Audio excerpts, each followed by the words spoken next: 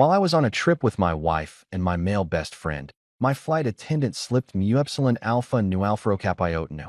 Pretend you're sick. Get off this plane. I ignored her. She came back. Please. I'm begging you. 2 hours later. Look, I need you to understand something right off the bat. I absolutely, categorically, no questions asked hate flying. Like, I'm talking sweaty palms, racing heartbeat, existential crisis kind of hate. I'm that guy who white-knuckles the armrest during takeoff, like I'm personally holding the plane in the air through sheer willpower and anxiety. I'm the dude who claps when we land, and I don't even care if people judge me for it. You know why? Because we just defied gravity in a metal tube filled with recycled farts and overpriced peanuts, and I think that deserves some freaking applause. So picture this. I'm crammed into seat 14C on flight 227 to Denver, already regretting every life choice that led me to this moment, when this flight attendant, name tag says Clara, comes shuffling down the aisle looking like she just watched her entire family get taken hostage. I'm talking trembling hands, darting eyes, the whole 9 yards. She's doing that thing where you're trying really hard to look normal, but you're actually screaming internally, you know? I recognized it immediately because that's basically my whole vibe during turbulence. Then she does something that makes my stomach drop faster than we're about to. She slides a cocktail napkin onto my tray table. Just plops it right there between my phone and the Sky Mall catalog I'd been pretending to read. Now, I'm thinking maybe she's asking if I want a drink, right? Maybe she's giving me her number because she thinks I'm cute, which, let's be real, would be a first for any airline employee who's witnessed me board a plane. But no, this woman leans in close enough that I can smell her coffee breath and see the actual fear in her eyes, and I look down at what she's scrawled on that napkin in shaky handwriting. 7 words. Just 7 little words that nearly made me pee my pants right there in 14C. Pretend you're sick. Get off this plane. I'm sorry, what? I read it again, thinking maybe I'd misunderstood. Maybe it said, pretend you're slick, like some weird motivational message. Or, pretend you're Rick, which would still be weird, but at least less terrifying. But nope. Sick. Plane. Get off. Those were definitely the words, written in what looked like the handwriting of someone trying to defuse a bomb they didn't know how to defuse. My first thought, and I'm not proud of this, was that maybe I'd accidentally been cast in some elaborate Final Destination reboot and nobody had bothered to tell me. Like, was this my audition? Was there a camera crew somewhere? Because if so, I needed to know my motivation here. Was I playing the guy who lives or the guy who gets impaled by a rogue beverage cart in Act 2? I glanced up at Clara, and she was staring at me with this intensity that made me feel like I was a bomb she was desperately trying to talk down from exploding. Her lips barely moved when she whispered, "Please, I'm begging you. Now, I've had exes beg before. Beg me to stop wearing cargo shorts. Beg me to remember anniversaries. Beg me to understand that I'm fine never actually means I'm fine. But I have never in my life seen someone beg with this level of dramatic desperation. This wasn't please pass the salt begging. This was please God, save us all begging, and honestly, it was freaking me out. Meanwhile, my wife Tara was sitting right next to me in 14B, completely oblivious to the psychological thriller unfolding literally 2 feet away from her. She was deep in her Instagram scroll, probably looking at some influencer's perfectly curated brunch photos or watching a video of a golden retriever doing something adorable. The engines were literally vibrating under us like the plane was clearing its throat before delivering bad news. And she was out here double-tapping pictures of avocado toast. I swear, the woman has the situational awareness of a goldfish in a good mood. 2 seats away in 14E, my best friend Liam was living his best life, loudly attempting to flirt with a woman who very clearly had noise-canceling earbuds in and the universal body language of, "Please leave me alone forever." But Liam, bless his heart, has never met a social cue he couldn't completely ignore. He was mid-sentence in what I'm sure he thought was a charming story about his CrossFit routine when I made eye contact with him. And he just gave me this big, goofy thumbs up like everything was totally normal. Nothing about this was normal. I looked back at Clara, trying to convey with my eyes alone that I needed more information, preferably in a format that didn't involve cryptic napkin messages. She glanced around the cabin like she was checking for snipers, then leaned in even closer. "Please," she repeated, and her voice cracked a little. "I wouldn't ask if it wasn't serious." "Ma'am, I thought. I once had a girlfriend tell me we needed to talk, right now. And even that didn't have this level of urgency. This was some spy movie nonsense, and I was decidedly not qualified to be in a spy movie. I was the guy who got anxious ordering at Chipotle because there were too many decisions to make under pressure. I tried to laugh it off, going for casual and breezy, though I'm pretty sure it came out more like a nervous hiccup. Ha ha. Good one. I muttered, attempting a smile that probably looked more like a grimace. Really had me going there for a second. But Clara didn't laugh. She didn't smile. She didn't do that thing where she goes, gotcha. And we all have a good chuckle about the silly prank. Her face remained deadly serious, and she kept darting glances across the cabin like she was tracking enemy movement in a video game. That's when I started to think that maybe, just maybe, this wasn't a prank. That maybe I should actually be concerned about whatever fresh hell was unfolding at 30,000 feet.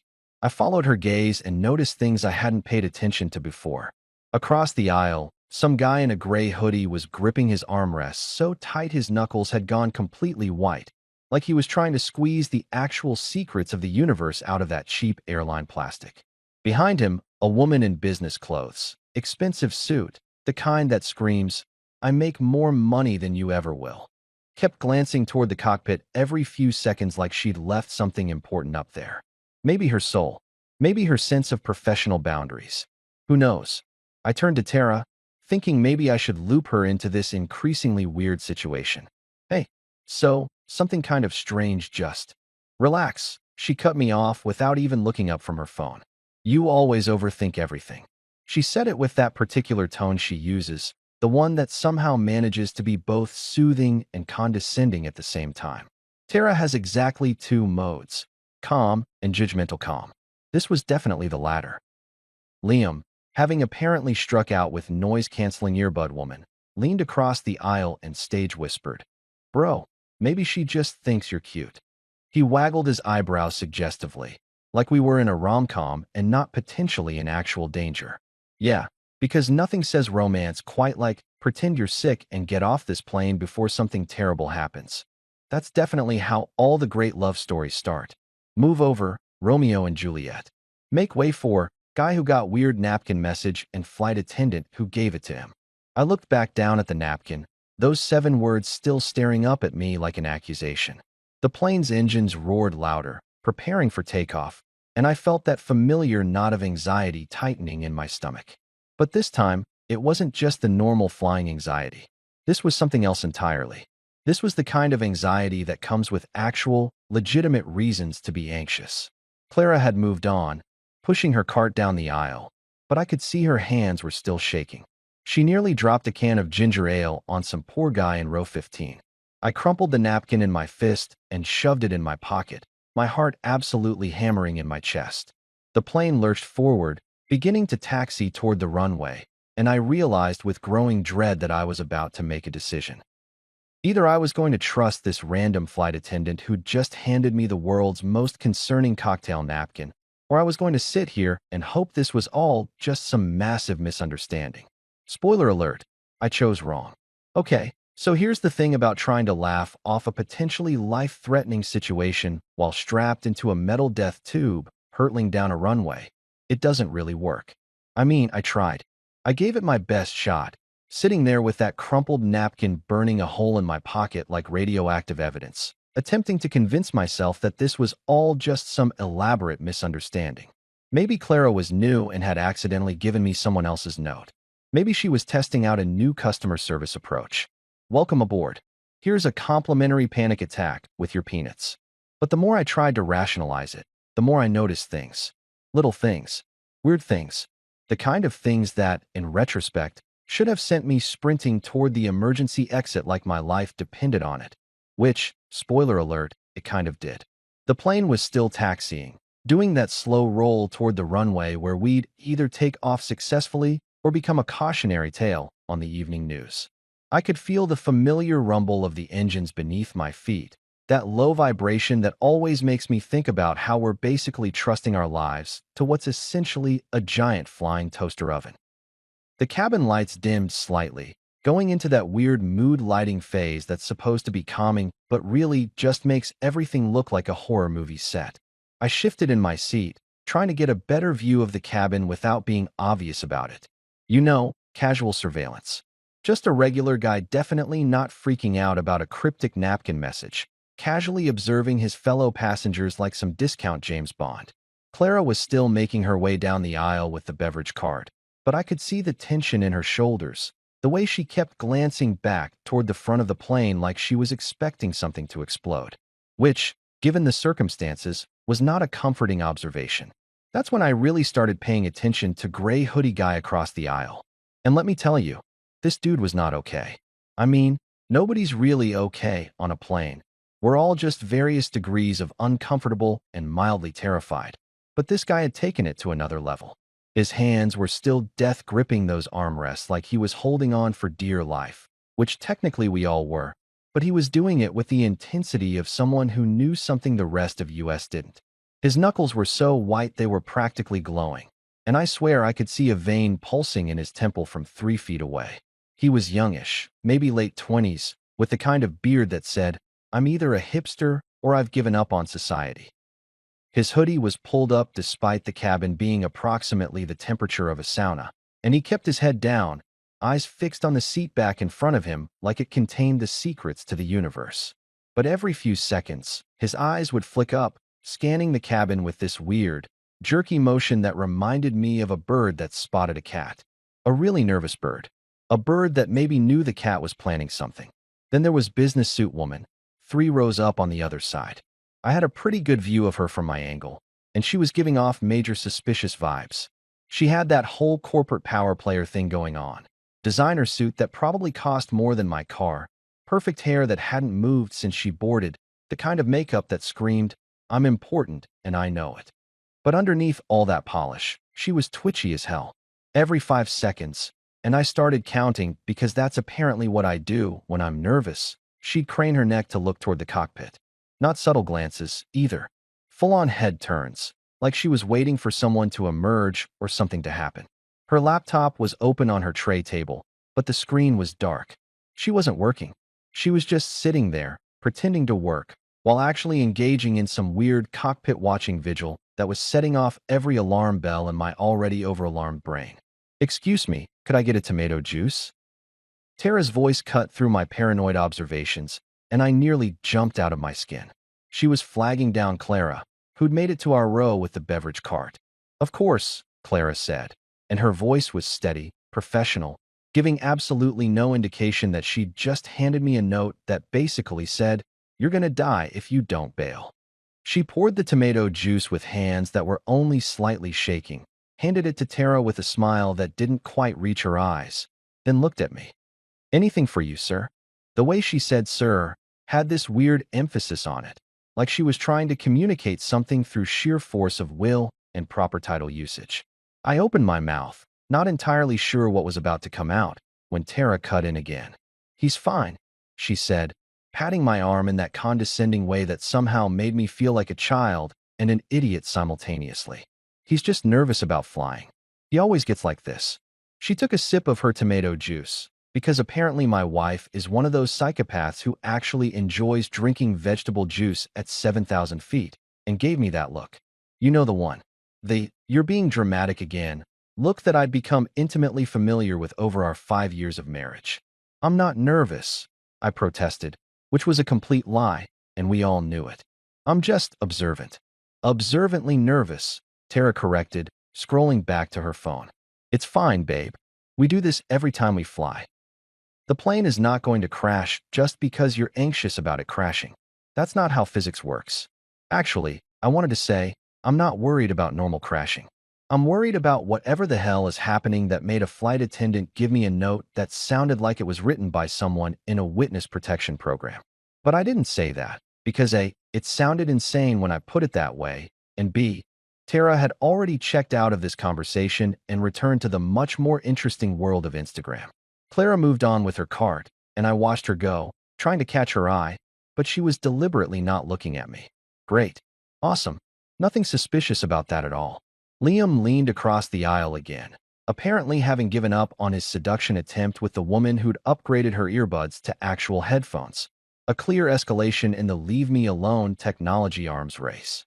"Bro," he said, Because every sentence Liam speaks starts with bro. You really need to chill.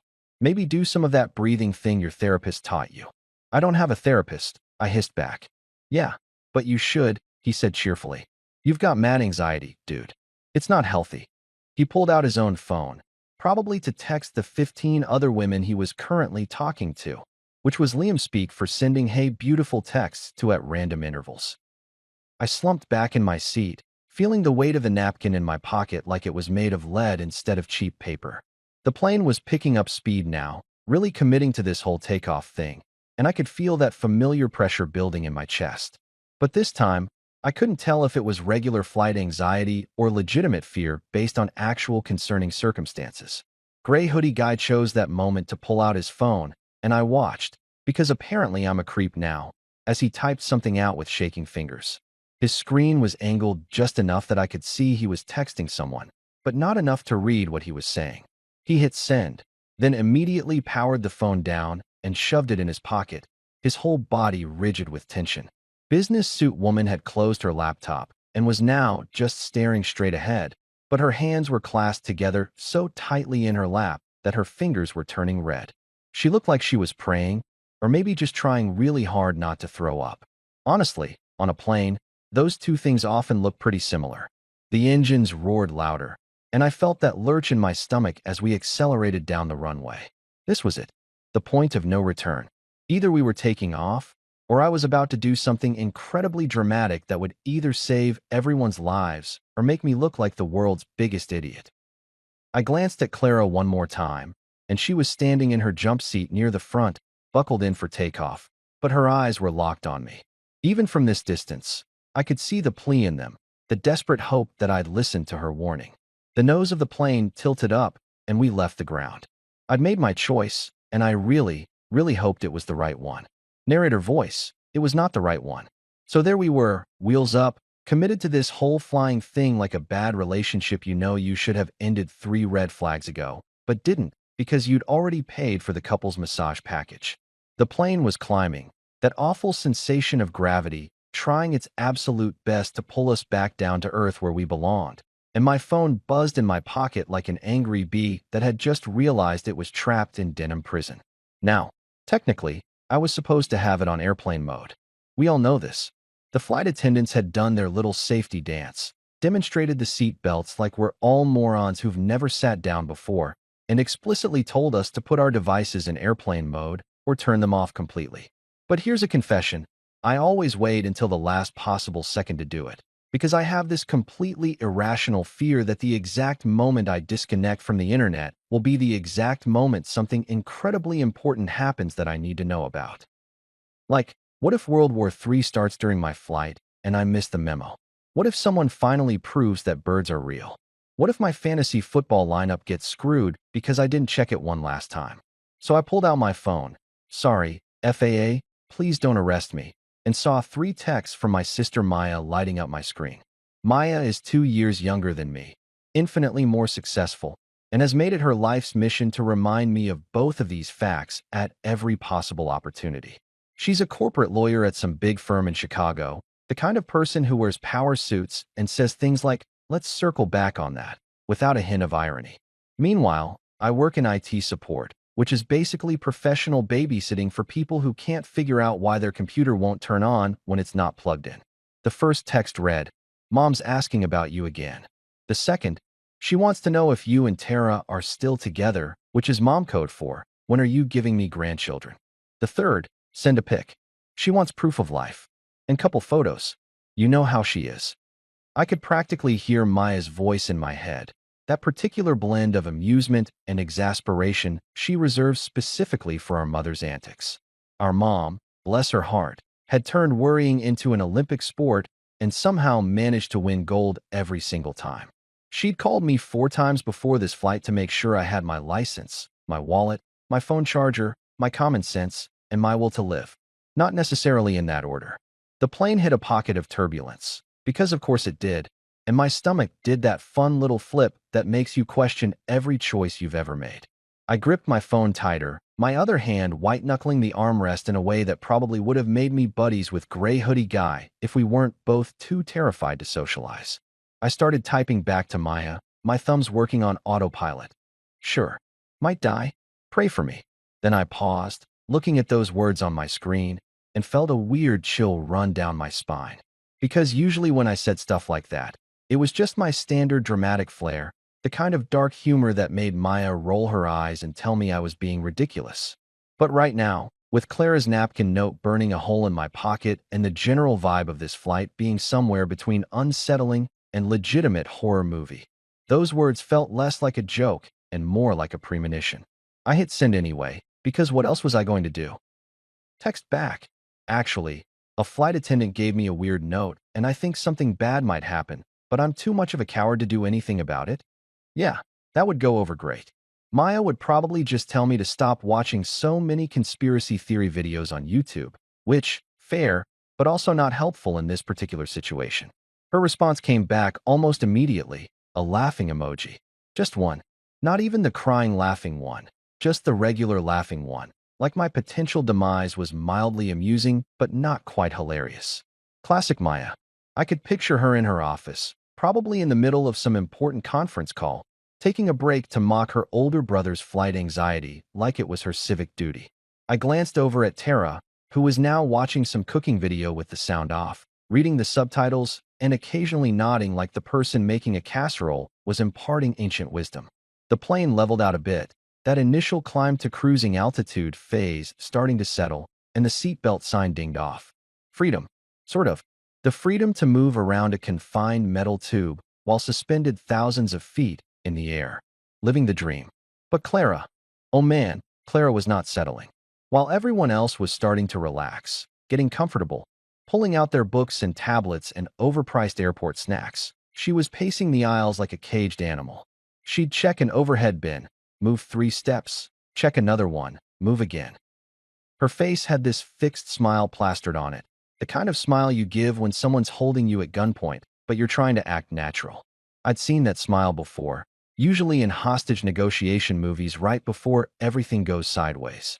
She pretended to adjust someone's air vent in row 9, then moved to help an elderly woman in row 12 with her reading light. But her eyes, God, her eyes were everywhere. Scanning faces, counting passengers, looking toward the cockpit, then back at the cabin, then specifically at me for just a split second before moving on. It was like watching someone play the world's most stressful game of Where's Waldo, except Waldo might be a terrorist, and the prize for finding him was not dying. I considered pressing the call button. You know, that little button above your head that summons a flight attendant to your seat like you're a feudal lord requesting more wine from your servants. I stared at it for a solid 30 seconds, my finger hovering inches away, trying to calculate whether pressing it would make me look insane or rational. What would I even say when Clara came over? Hey, so about that napkin. Could you elaborate on the whole we're all gonna die thing? Maybe provide some context? Perhaps a PowerPoint presentation? Yeah, no? That would go over about as well as asking for a parachute during boarding. Plus, what if I was wrong? What if this whole thing was just a misunderstanding, or Clara was having some kind of mental breakdown, or I'd completely misread the situation because my anxiety had finally achieved sentience and decided to gaslight me? I'd look like a complete idiot. Tara would never let me live it down, and I'd probably end up on some no-fly list for being weird on a plane, which felt like it should be protected under the First Amendment, but probably wasn't. So I did what any rational, logical person would do in this situation. Absolutely nothing. I sat there like a bump on a log, paralyzed by indecision and social anxiety, watching Clara pace and gray hoodie guy sweat and business suit woman stare at the cockpit like she was trying to teleport through the door with her mind. Liam had his headphones in now, nodding along to whatever terrible EDM music he was into this week, completely oblivious to the psychological thriller unfolding around him. The man had the self-preservation instincts of a golden retriever at a fireworks show. Zero awareness, maximum vibes. My phone buzzed again. Maya, Mom says she loves you and to text her when you land. I typed back. Will do. If I land. This time she sent back the eye roll emoji, which felt appropriate. Then she added, stop being dramatic. You're literally fine. Famous last words, I thought, shoving my phone into airplane mode, and then immediately second-guessing whether I should have sent one last text, something meaningful, Maybe a heartfelt goodbye to my loved ones just in case. And that's when I realized I'd officially crossed the line from reasonably anxious to completely unhinged. I was sitting here planning my farewell text like I was in a movie, all because of a napkin note and some weird vibes. Maybe Tara was right. Maybe I did overthink everything. Maybe I needed to calm down, take a breath, and accept that sometimes flights are just weird and people are just strange and not everything is a conspiracy. But then Clara walked past again, and as she did, she dropped something on my tray table. A cocktail napkin. A fresh one. I looked down at it, my heart rate spiking. One word, hastily scrawled. Soon. Yeah, I wasn't overthinking anything. Okay, so let me paint you a picture of where my mental state was at this exact moment. Completely and utterly losing it.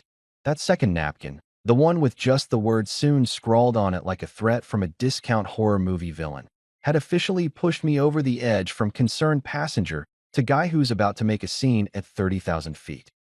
My heart was doing this fun thing where it felt like it was trying to escape through my ribcage. My palms were sweating like I'd just run a marathon in a sauna, and I'm pretty sure I could feel each individual beat of my pulse in my eyeballs. Is that normal? That doesn't sound normal. I looked up at Clara, who was already 3 rows ahead, pushing her cart like nothing had happened, like she hadn't just delivered what was essentially a countdown timer to my potential doom via absorbent paper product.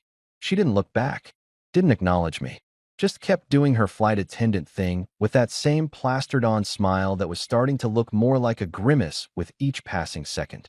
Soon. What the hell did soon mean? Soon as in 5 minutes? Soon as in when we hit cruising altitude? Soon as in, hey, maybe start making peace with your maker because things are about to get real weird real fast. The ambiguity was somehow worse than the original message.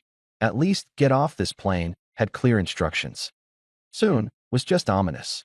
It was the we need to talk of airplane napkin warnings.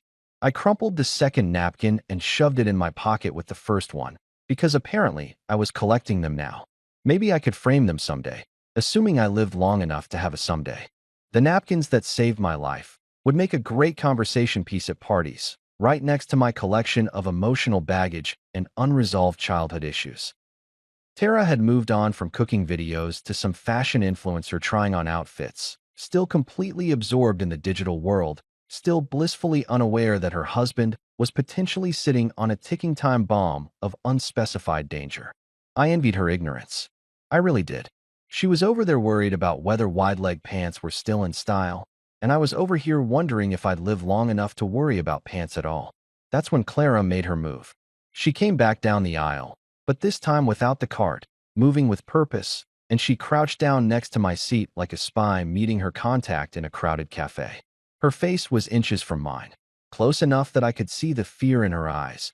The way her mascara had smudged slightly from what I assumed was stress sweating, and smell the coffee and mint on her breath from whatever emergency caffeine situation she'd handled before this flight.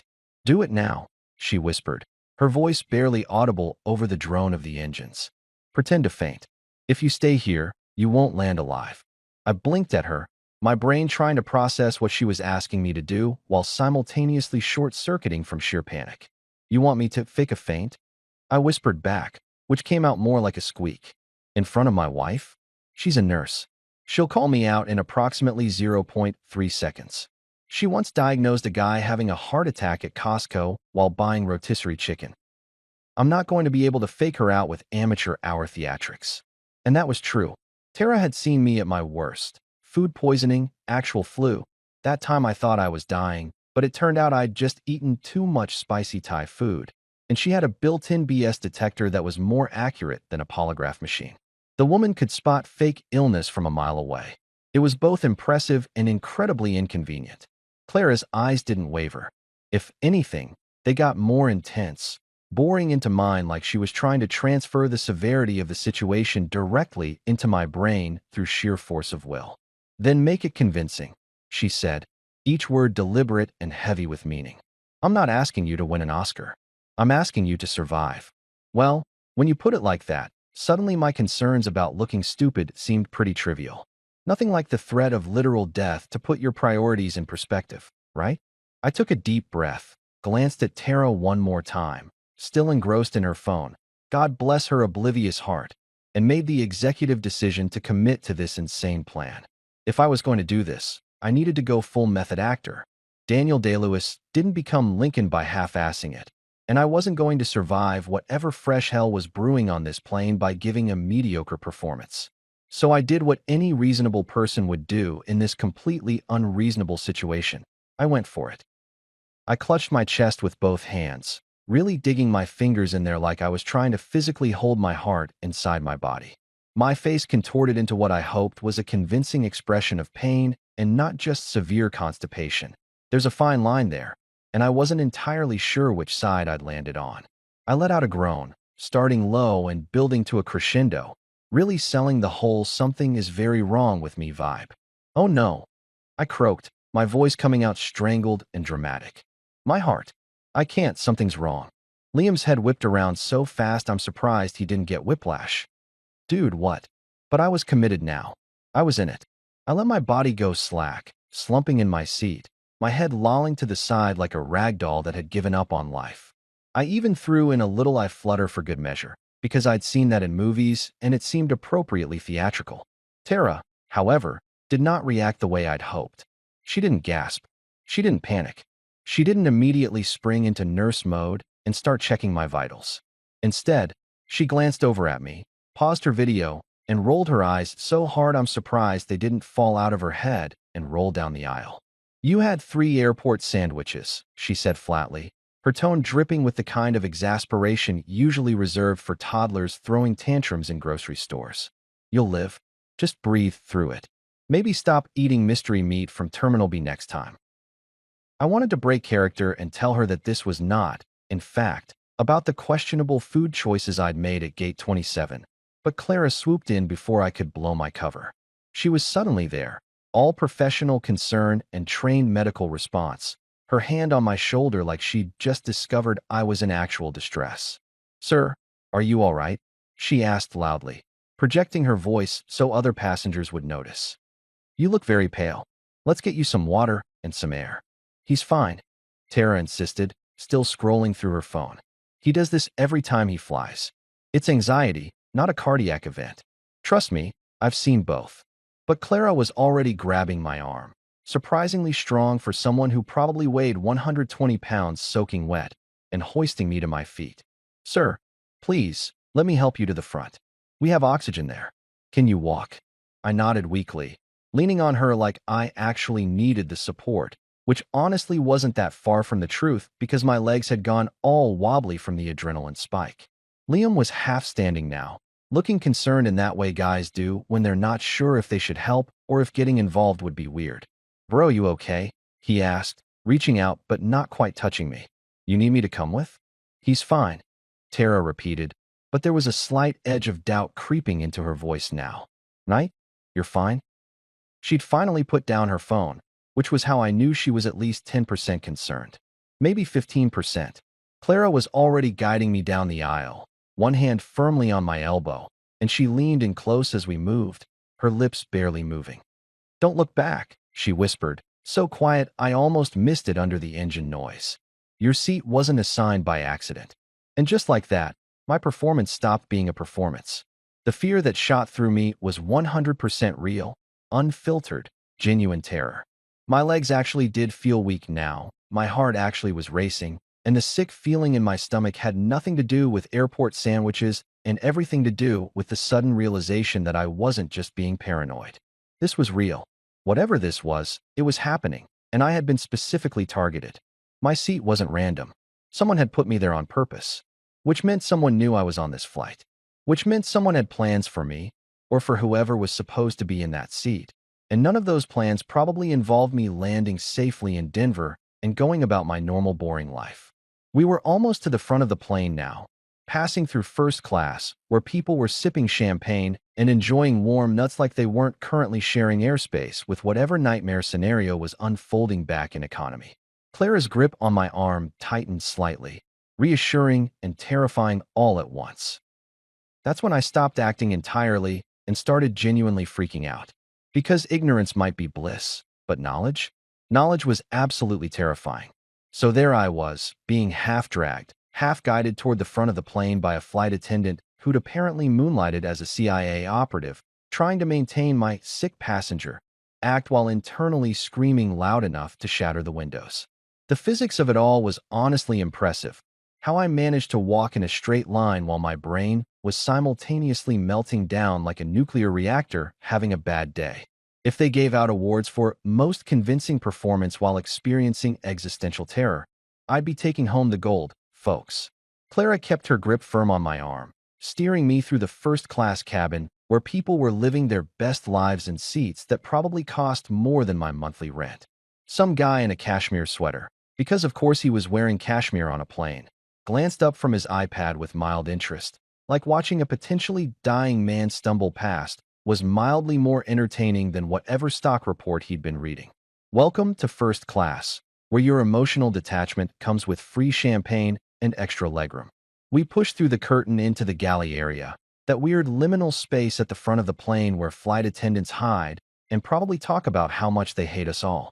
There was another attendant there. Male, early 30s, name tag said Ben. And he took one look at me and Clara and immediately understood something was up. His eyes went wide for just a fraction of a second before he smoothed his expression into professional concern. "Is he all right?" Ben asked, but the way he said it made it clear he already knew the answer was no. Just not in the way most people would assume. "He needs some water and air," Clara said, the code in her words so obvious it might as well have been written in neon lights. "Can you grab an oxygen mask? Just as a precaution." Ben nodded and moved toward the front, but I noticed he didn't actually go for any oxygen equipment. Instead, he knocked twice on the cockpit door, two sharp raps that sounded more like a signal than a polite "Hey, can I come in?" kind of knock. The door cracked open slightly, and I could see him lean in, whispering something to whoever was inside. Probably something along the lines of, "Houston, we have a problem," and his name is the terrified guy in 14C who finally got the memo. Clara positioned me near a jump seat, her hand still on my shoulder, and leaned in close enough that her hair brushed against my cheek. To anyone watching, it probably looked like a caring flight attendant making sure I didn't pass out and crack my head open on something expensive. But what she whispered in my ear made my blood run colder than the air conditioning blasting from the vents above us. "You're sitting in a seat meant for someone else," she said, her voice barely a breath. "They think you're him." I froze. Like, completely froze. Every muscle in my body locked up simultaneously, and if I wasn't already pretending to be sick, this would have been a great time to start. "Who's they?" I managed to croak out, my throat suddenly drier than a popcorn fart in the Sahara. Her eyes flicked back toward the cabin, then to me, then to Ben, who was still at the cockpit door engaged in what looked like an intense whispered conversation. "The reason this flight might not land," she said simply, like she was telling me the in-flight movie selection and not dropping a bomb that my life was in danger because of a seating mix-up. I wanted to laugh. I really did. Because this was absurd. This was beyond absurd. This was the kind of thing that happened in bad thriller novels written by people who'd clearly never flown commercial before. You're telling me I was about to die because of airline seat assignments? The same airline that once put me in a middle seat between a guy who brought tuna fish and a woman who thought personal space was just a suggestion? That level of incompetence had accidentally put me in a terrorist seat or a mob informant spot, or whatever fresh hell this was. But looking at Clara's face, seeing the genuine fear there, I knew this wasn't a joke. This wasn't some elaborate prank show where Ashton Kutcher was going to pop out and tell me I'd been punked. This was real life, and real life had decided that today, my number was up because I'd chosen the wrong damn seat on Expedia. "I just wanted the aisle," I whispered back, and I'm not proud to admit my voice cracked a little. "I just wanted easy bathroom access. That's it. That's my whole evil plan. Convenient peeing." Clara's expression softened for just a moment, something almost like sympathy crossing her face. "I know," she said. "Wrong place, wrong time. Story of life, right?" Ben returned from the cockpit, his face carefully neutral, but I could see the tension in his jaw, the way his hands were balled into fists at his sides. "Captain's been informed," he said to Clara, and again, the subtext was screaming at a frequency only dogs and anxious passengers could hear. That's when the overhead speakers crackled to life, and the captain's voice came through, smooth and calm as a yoga instructor leading a meditation session. "You know the voice. That carefully trained pilot tone that's designed to make you feel safe even if the plane is actively falling out of the sky. Ladies and gentlemen, this is your captain speaking. We're going to be returning to the gate due to a brief mechanical issue that needs to be addressed. Nothing to be concerned about, just a precautionary measure. We apologize for the inconvenience and should have you on your way shortly. A mechanical issue. Right. And I'm the Queen of England. If this was really about a mechanical problem, why was Clara looking at me like I'd just dodged a bullet? Why was Ben positioned near the cockpit door like he was guarding it? Why did I feel like I was in the middle of a situation that was about to go from weird to call the National Guard in about 30 seconds? The plane banked slightly, beginning its turn back toward the airport, and I could hear the groans and complaints starting to ripple through the cabin. Someone behind us muttered something about missing their connection. Another person complained loudly about an important meeting they were going to be late for. A baby started crying, because babies have a sixth sense for inconvenient timing. And somewhere in the back, I could hear Liam's distinctive laugh, probably making jokes about the whole situation because the man had the self-preservation instincts of a lemming with a death wish. But me? I was too busy processing the fact that somewhere on this plane, someone thought I was someone else. Someone important enough to target. Someone whose presence on this flight was significant enough that people were willing to do. What exactly? Blow up the plane. Hijack it. Give us all really aggressive food poisoning? The possibilities were endless and all of them sucked. What do I do? I asked Clara, my sick passenger act completely abandoned now because honestly, what was the point? I was probably about to die anyway. Might as well die with some dignity and clear answers. You stay here, she said firmly. You don't go back to your seat. You don't talk to anyone. When we land and the door opens, you get off first with Ben and me. You don't look back. You don't collect your carry-on. You just move. Understand? I nodded, my mouth too dry to form actual words. This was happening. This was really happening.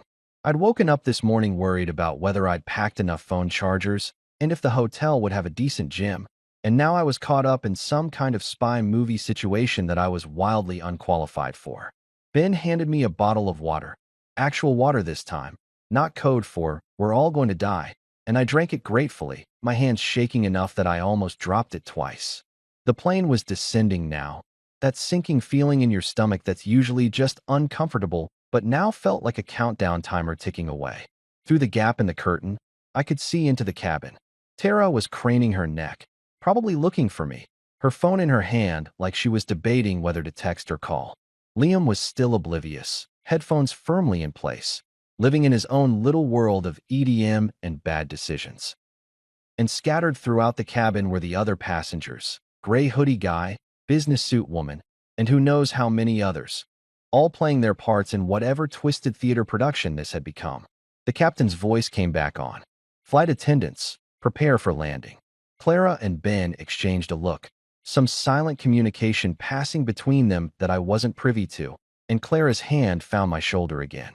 Almost over, she said quietly. Just hold on a little longer. But as we descended toward the runway, engines whining, my stomach churning with a mixture of relief and terror, I couldn't shake the feeling that this wasn't almost over. This was just beginning. Here's something they don't tell you in those cheerful airline safety videos where everyone's smiling and the cartoon passengers calmly put on their oxygen masks. Returning to the gate after you've already taken off is one of the most psychologically disturbing experiences you can have while fully clothed and sober. It's like getting dumped by someone, walking away all dignified, and then having to come back because you forgot your keys. Except in this case, the keys might be a bomb and the ex might be a terrorist. Or something. I was still unclear on the specifics, but the vibes were definitely catastrophically bad. The plane was doing that weird deceleration thing, engines changing pitch like they were sighing in disappointment, and I could feel the collective confusion radiating from the cabin behind me. People were muttering. Phones were coming out despite us still being in the air, because rules don't matter when you're inconvenienced, apparently, and I could hear the rising tide of annoyance that comes with unexpected delays. Someone was definitely going to leave a one-star review on whatever airline rating site angry people use to vent their impotent rage. But me? I was standing in the galley area with Clara and Ben, watching through the gap in the curtain as the cabin slowly transformed from mildly annoyed passengers to something is very wrong here territory.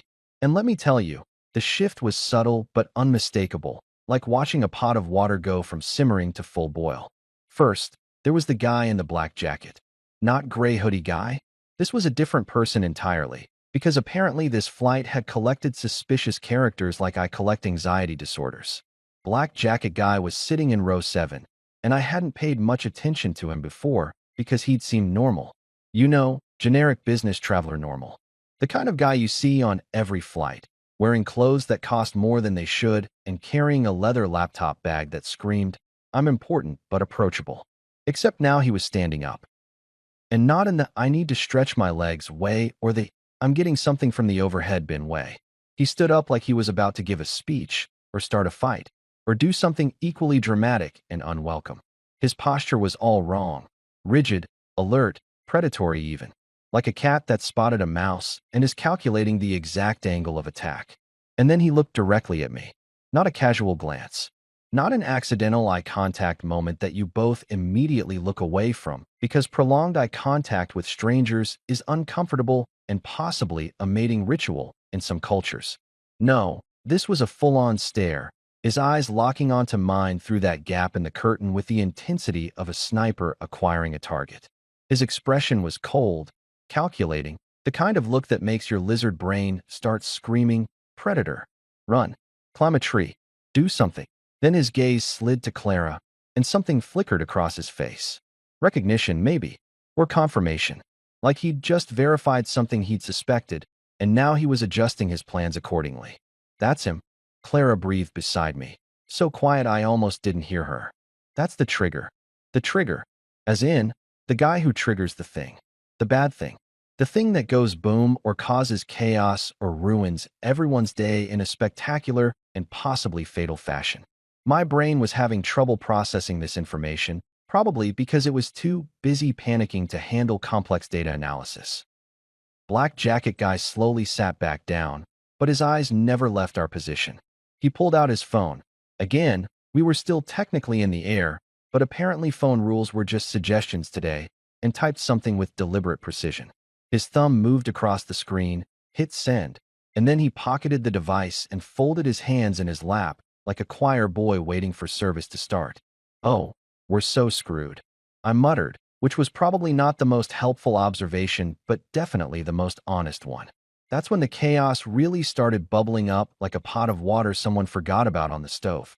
From somewhere in the back of the plane, way back, past the bathroom area where people go to have existential crises and question their life choices, I heard a voice.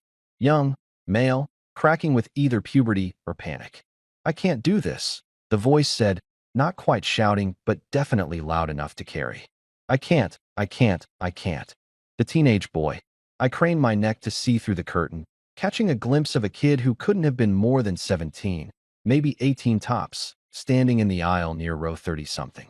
He had that look teenagers get when they're in over their heads, pale, sweaty, eyes darting around like a cornered animal. His hands were shaking so badly I could see it from 40 feet away, and he kept touching his backpack in the overhead bin like he was checking to make sure it was still there. Or maybe making sure it wasn't about to explode. Hard to say which option was worse. An older woman next to him, someone's grandma type, cardigan and reading glasses, the whole wholesome package, was trying to calm him down, patting his arm and speaking in soothing tones that I couldn't quite hear. But the kid wasn't having it. He pulled away from her, his voice rising. "You don't understand. I can't. They said I had to, but I can't."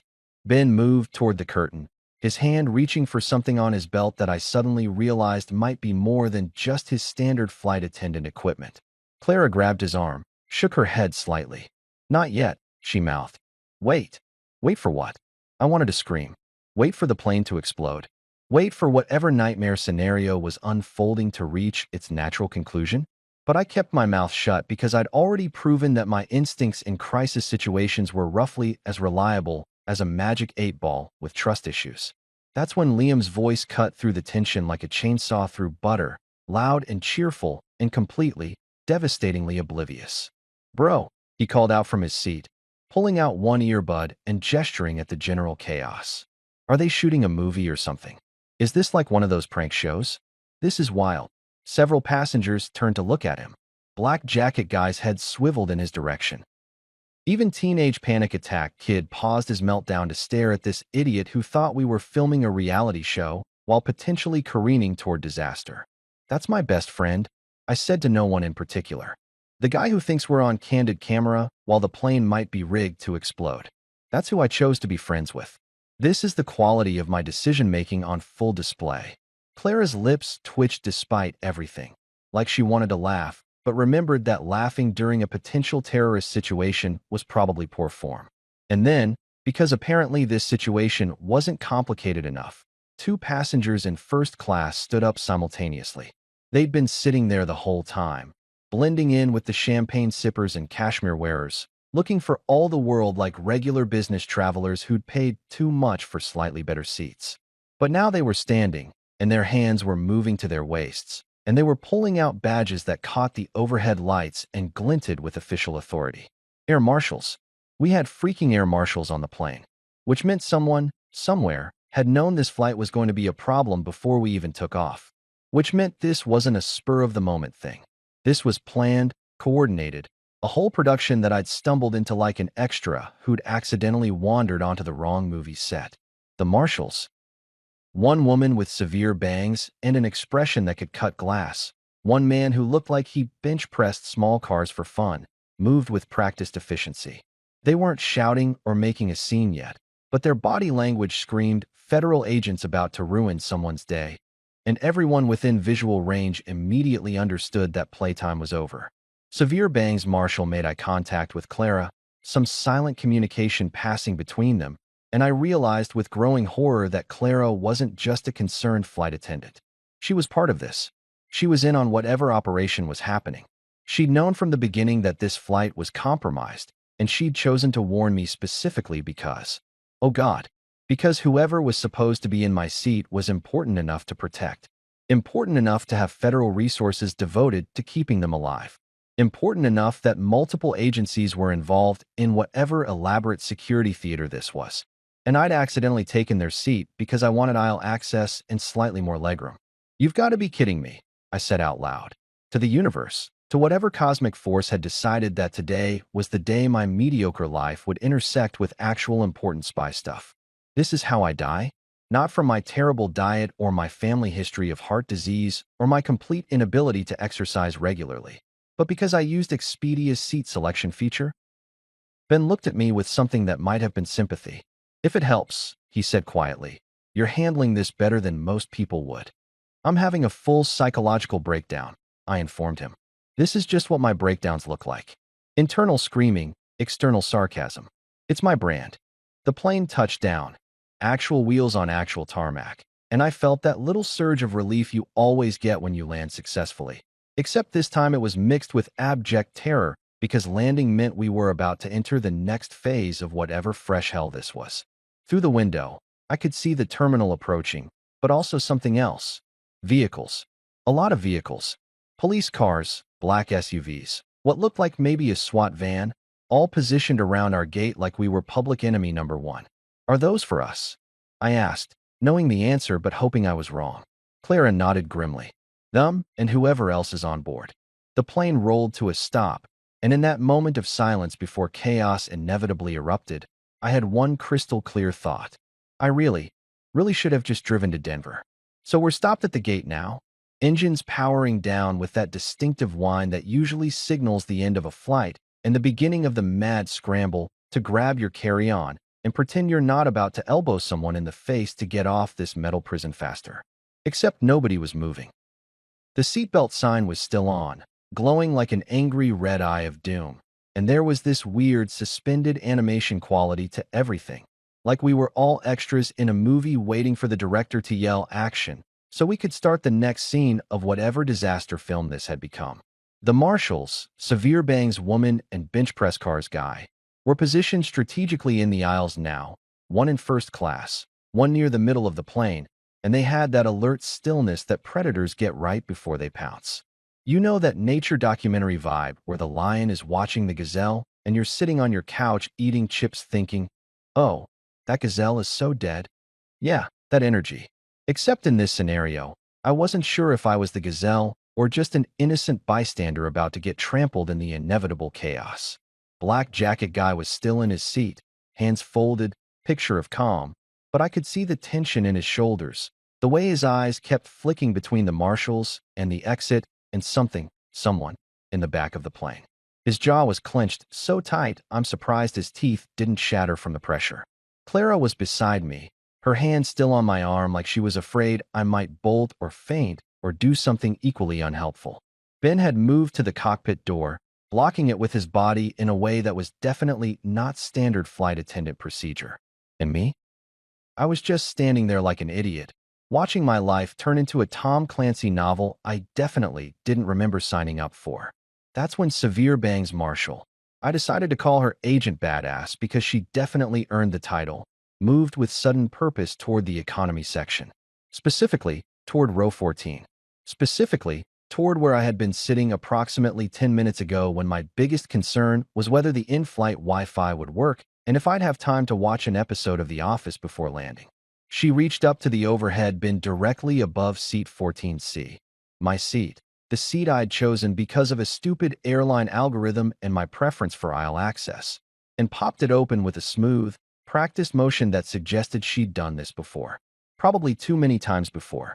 Time did that weird slow motion thing that happens in movies, and also apparently in real-life crisis situations.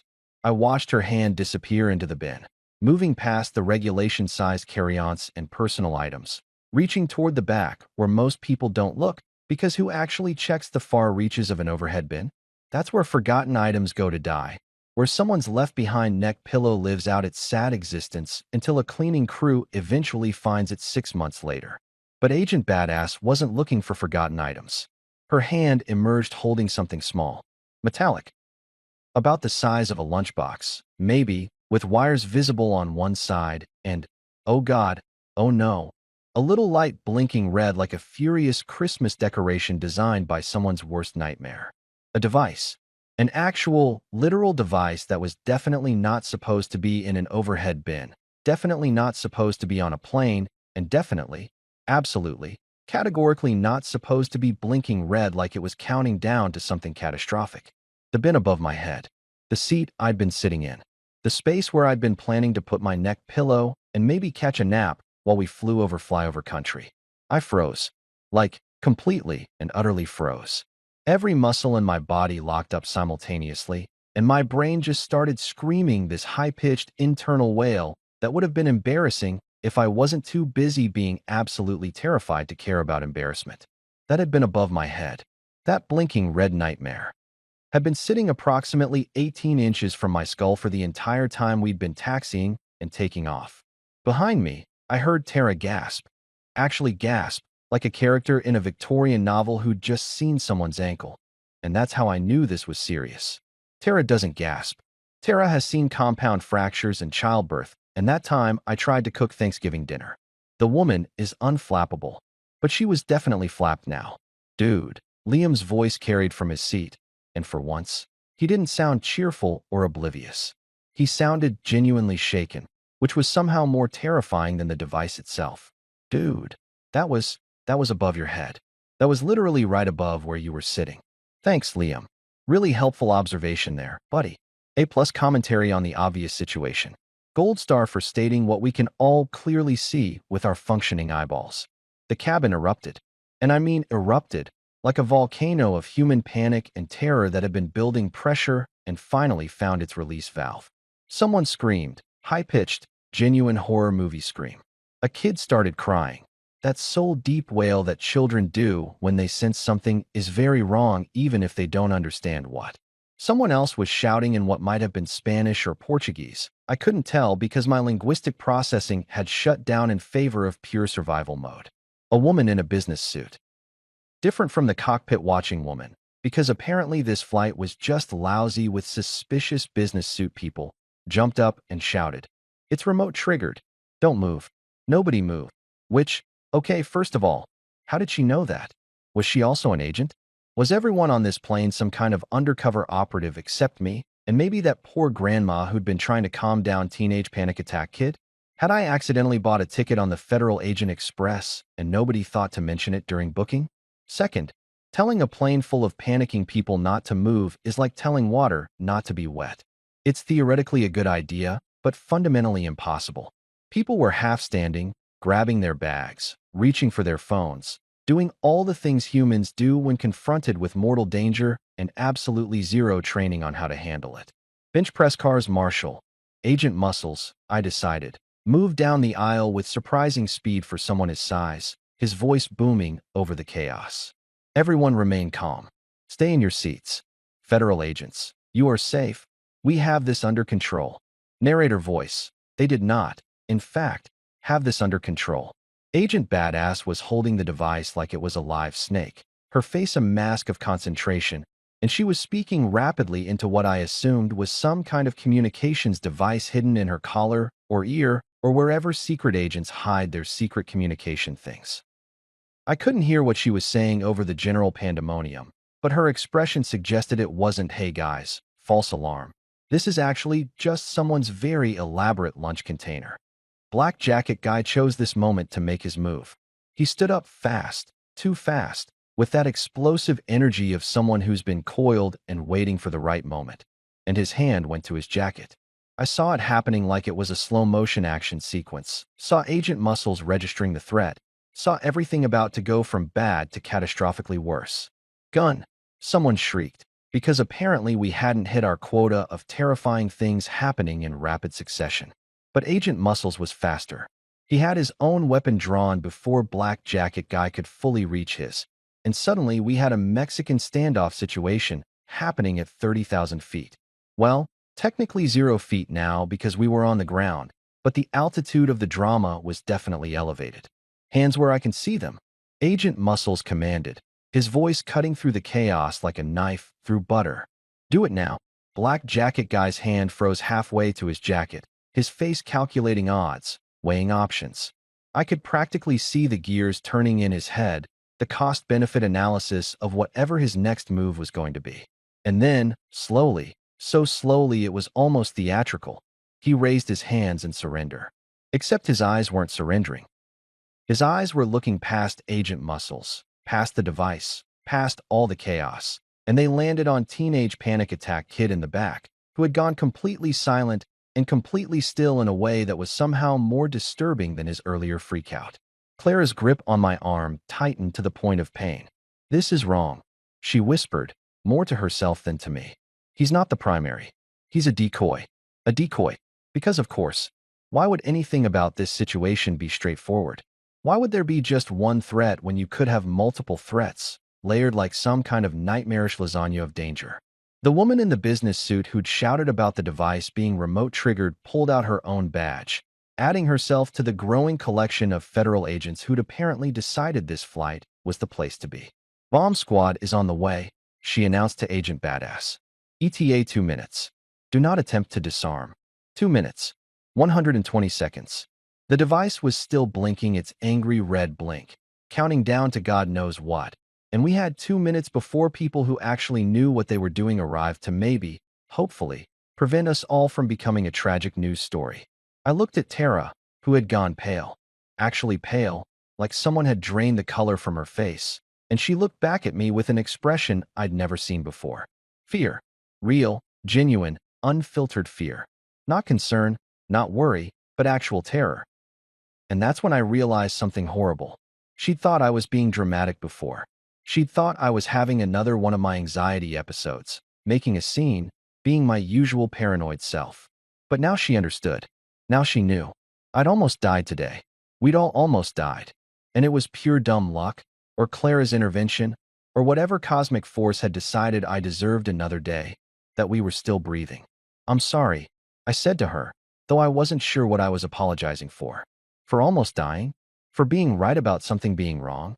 For choosing seat 14C?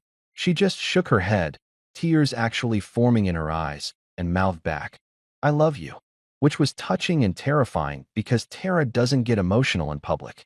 Tara doesn't cry. Tara is the rock, the stable one, the person who holds it together when everything falls apart.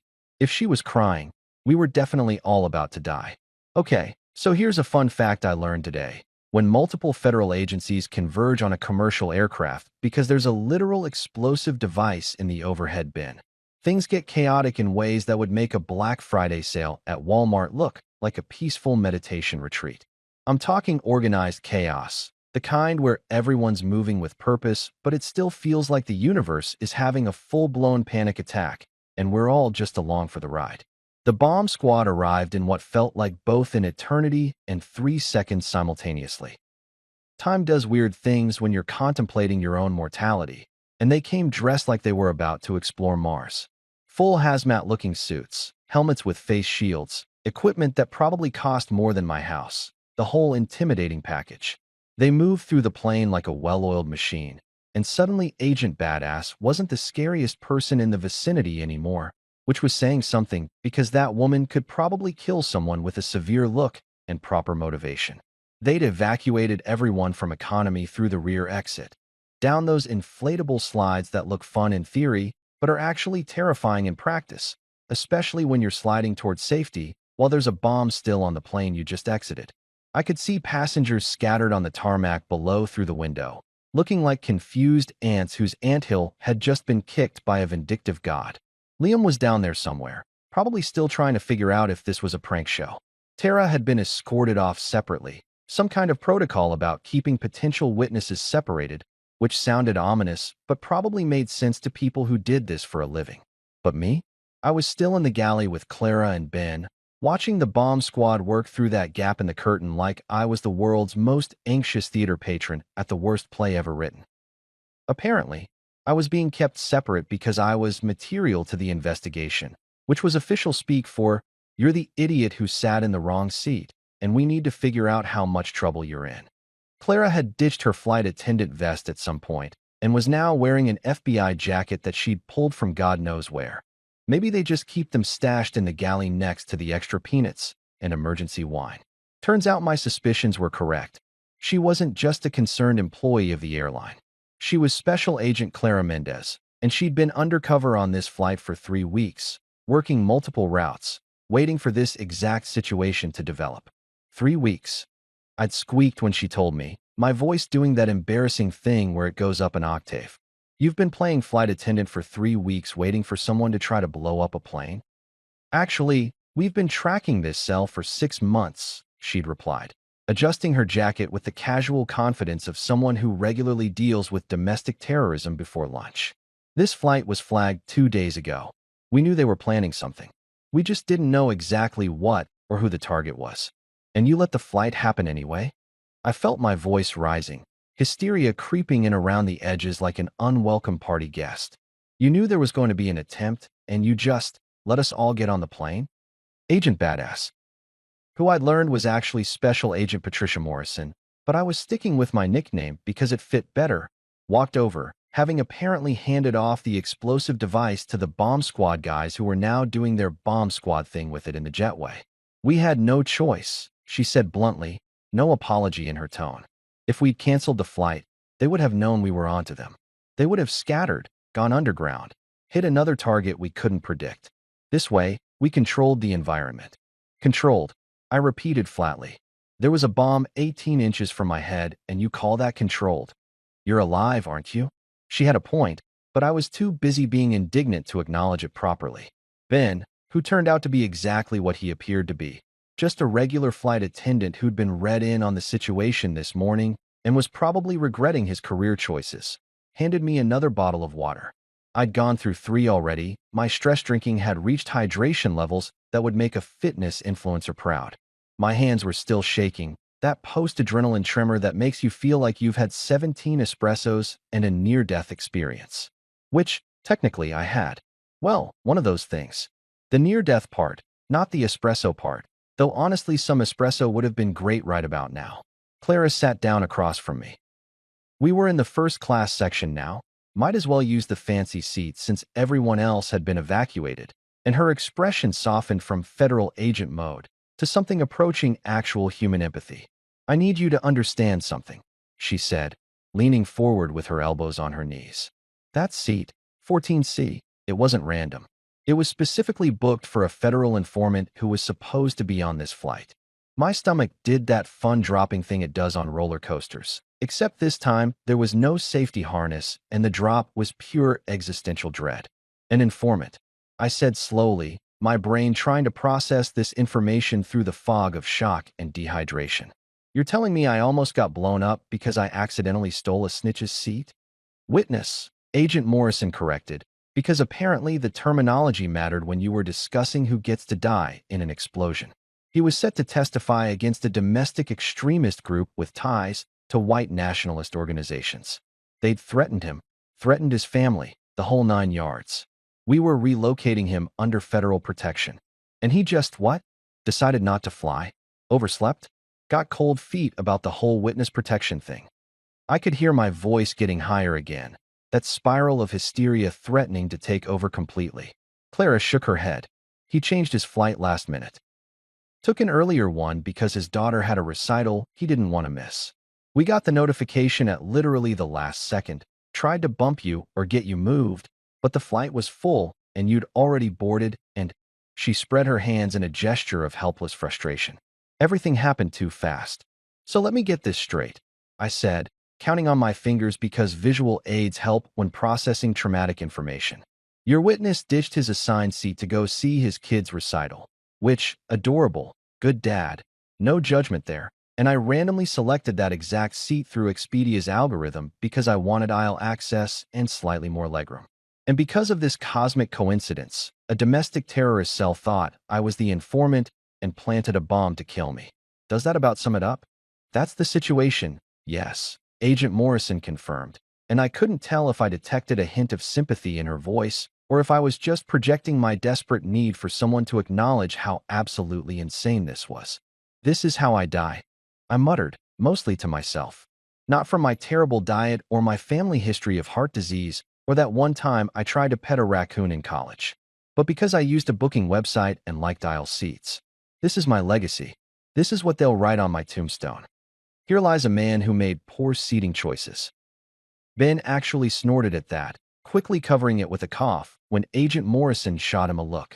You're not going to die, Clara said firmly, her hand reaching out to squeeze my shoulder in what was probably meant to be a reassuring gesture, but mostly just reminded me that I had functioning nerve endings that were currently screaming in terror.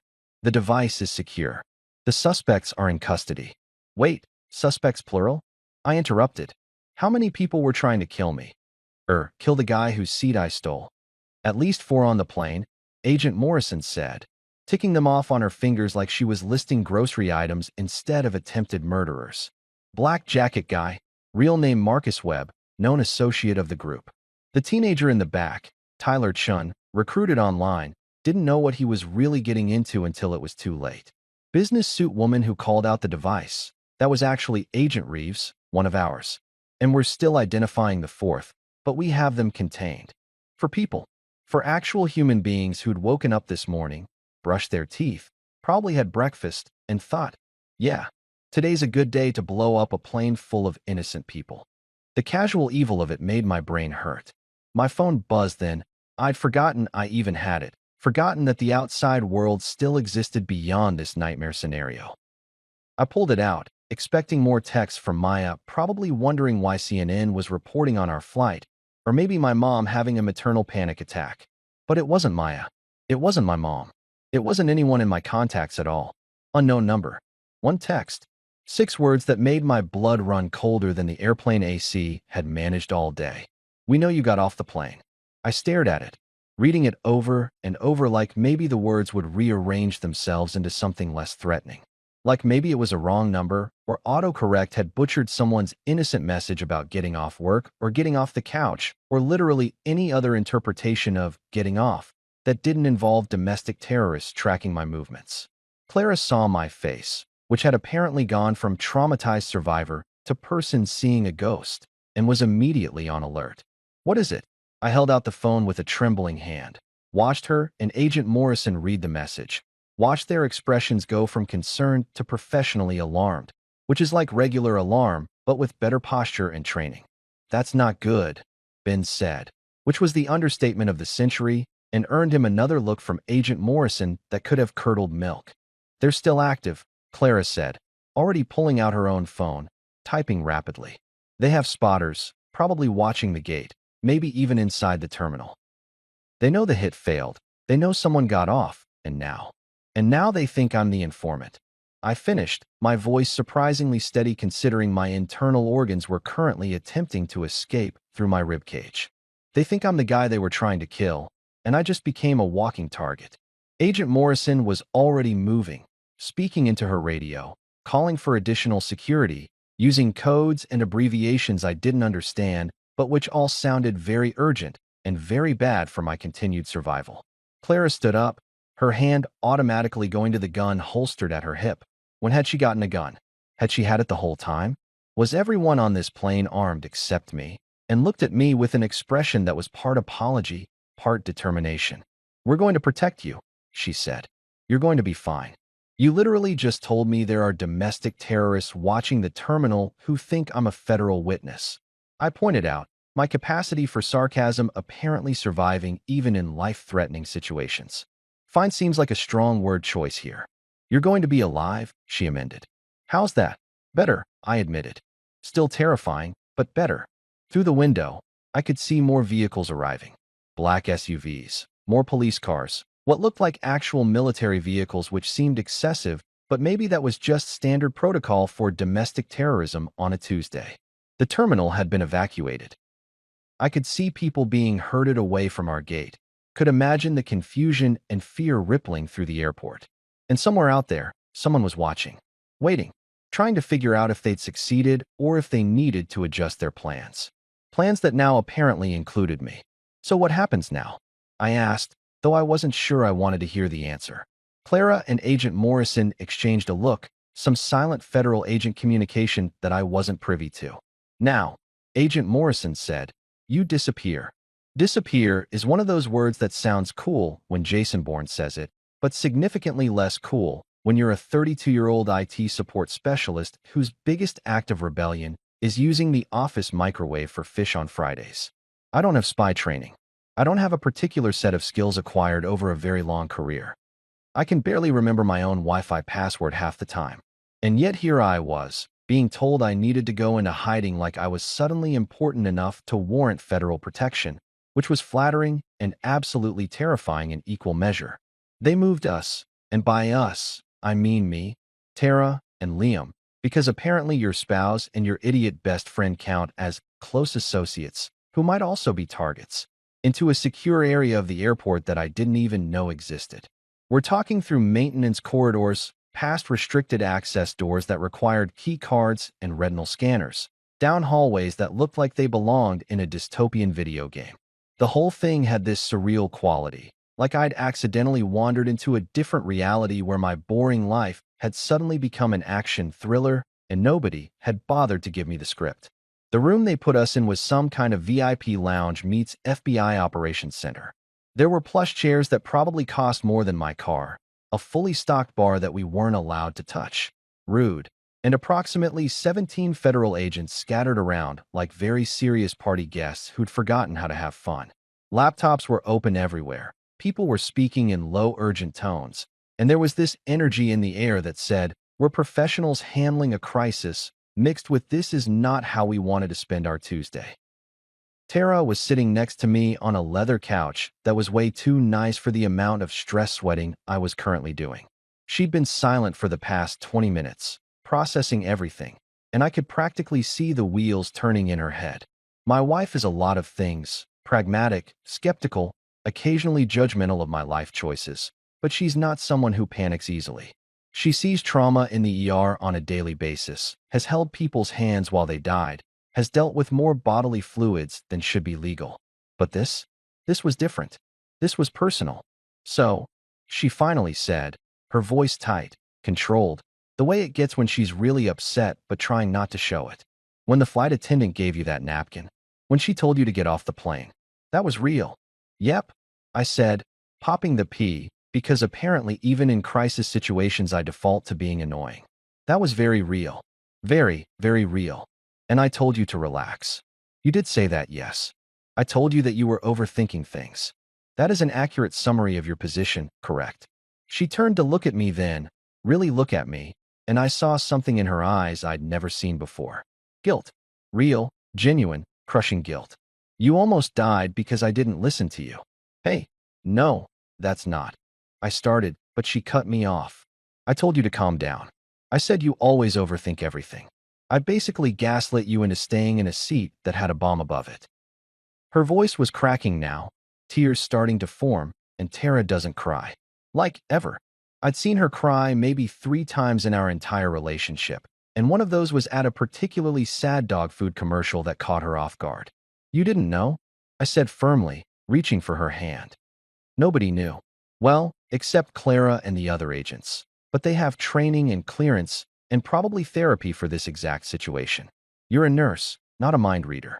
How were you supposed to know that my anxiety was actually justified this one time? I should have listened to you, she insisted, wiping at her eyes aggressively like she was mad at them for producing tears. I always tell you to listen to women more often, and then the one time a woman literally tries to save your life, I tell you to ignore her. Liam, who'd been sitting across from us scrolling through his phone, because of course he was, finally looked up and contributed to the conversation in his uniquely Liam way. To be fair, Tara, he does overthink everything. Like, remember that time he convinced himself the Chinese restaurant was a front for money laundering because they had really fast service? That was a legitimate concern, I protested. Nobody makes dumplings that fast naturally. It defies the laws of physics. It was a chain restaurant, Tara said, a slight smile breaking through despite everything. They have industrial steamers. Still suspicious, I muttered, but I was glad to see her smile, even if it was at my expense. Especially if it was at my expense, actually. If she was making fun of me, it meant she was processing, coping, returning to some version of normal. Agent Morrison walked over then, carrying a tablet and wearing an expression that suggested she had information and none of it was good news. We've completed the preliminary debrief of the suspects, she said, getting straight to business because pleasantries were apparently optional when dealing with terrorism. Tyler Chun, the teenager, is cooperating fully. He was recruited online through gaming forums, thought he was part of some patriot movement, didn't realize what he'd actually signed up for until he was in too deep. That's the kid who was freaking out, I said, remembering his panic attack, the way he'd kept saying he couldn't do it. He didn't want to go through with it. No, he didn't, Clara confirmed, appearing from wherever agents materialize from when you need exposition. He was supposed to be a lookout, report when the target boarded. But they gave him a backpack with what he thought were pamphlets and spare equipment. Turns out it was a secondary device, backup plan in case the primary failed. Jesus Christ, Liam breathed, and for once he sounded appropriately serious. A kid. They used an actual kid. Extremist groups often recruit young men who feel alienated or disenfranchised, Agent Morrison said, launching into what sounded like a rehearsed explanation. They offer community, purpose, belonging. By the time the recruit realizes what they're actually part of, they're in too deep to back out without consequences. What happens to him? Tara asked, her nurse instincts kicking in, always worried about the people involved even when those people were technically terrorists. Juvie, probably. Then witness protection depending on his testimony, Clara said. He's 17, first offense, coerced into participation. The DA will work with him. He's more useful as a witness than a defendant. And Black Jacket guy? I asked, remembering those cold eyes, the way he'd stared at me like I was already dead. Marcus Webb. Career criminal, multiple priors, known associate of the Sovereign Citizens Brigade. That's the group behind this, Agent Morrison said, pulling up something on her tablet. He's not talking. Neither is his partner, the actual triggerman who planted the device. But we have enough evidence without their cooperation. Wait, the triggerman was on the plane? Liam sat up straighter, suddenly paying full attention. Like, the guy who actually put the bomb there was sitting in the cabin with us? Row 23, window seat, Clara confirmed. Posed as a business traveler, boarded early, planted the device during the boarding chaos when everyone's shoving luggage around and not paying attention. He was supposed to disembark before takeoff, claim illness or family emergency, but we locked down the plane too fast.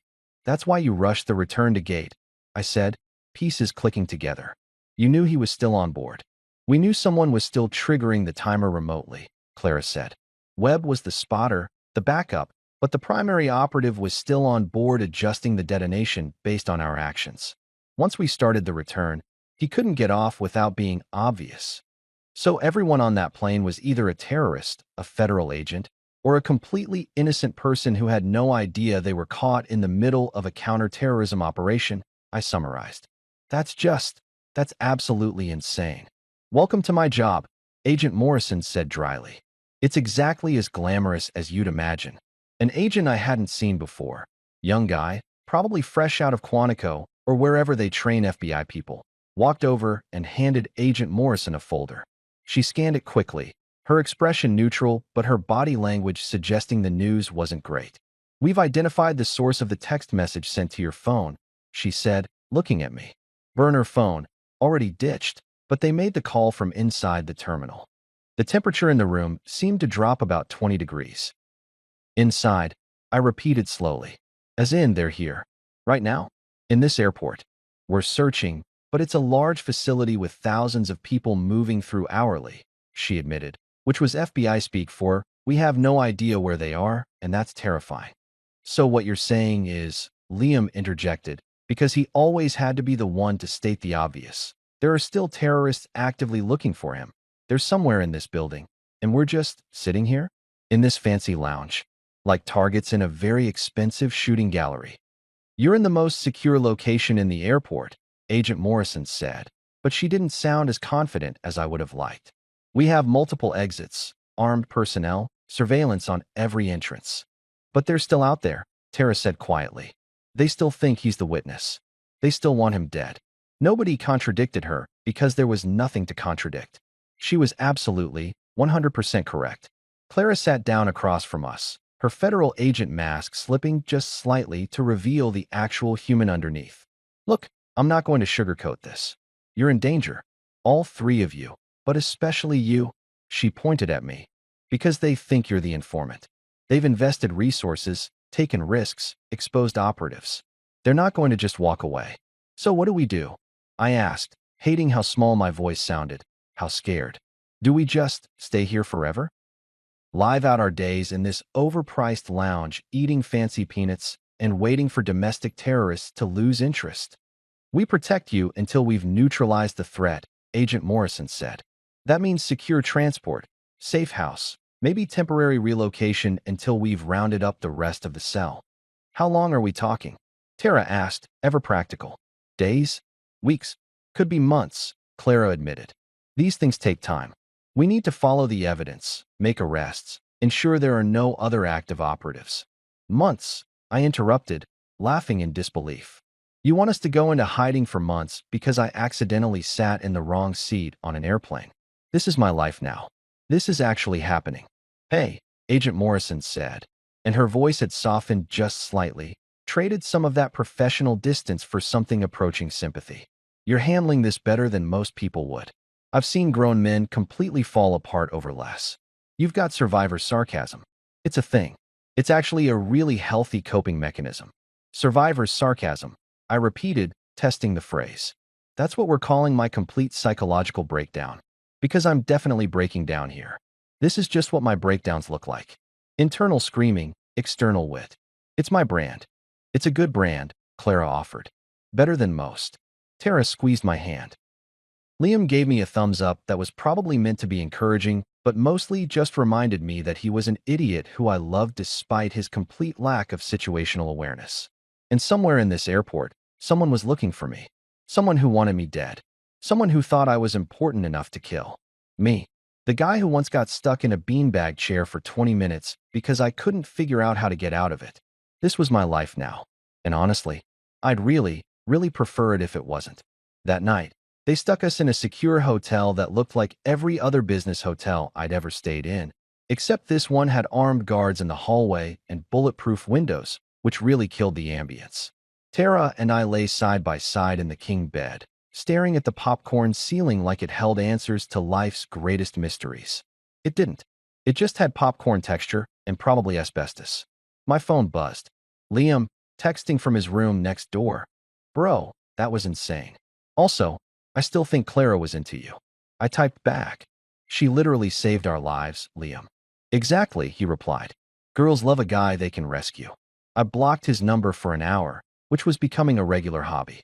But lying there, I realized something profound. I'd spent years thinking I was unshakable, cool, logical, the guy who never panics and always has it together. Turns out, I'm the guy who almost died because he didn't want to make a scene. So yeah, next time someone tells you to fake being sick and get off a plane, just do it. Because sometimes survival isn't about being brave. It's about listening when someone's trying to save your ass.